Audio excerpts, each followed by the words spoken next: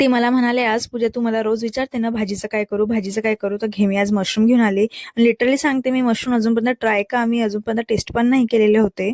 मी मशरूमची भाजी कशी बनवते हे YouTubeवर बघून घेतलं होतं आणि मशरूमची भाजी पूर्ण मटर पनीरसारखीच बनवते. माझ्याकडे मटर तर अवेलेबल नव्हते म्हणून मी विदाऊट मटरनीच भाजी बनवून घेतली. सगळ्यात आधी काजू छान असे भिजू टाकून घेतले. टमाटर आणि कांदे छान असे मोठे कापून 10 मिनिटं भाजून घेतले. त्यानंतर त्याचा पेस्ट काढून घेतला आणि त्यामध्ये काजू पण ॲड केले, त्याचा पेस्ट केला.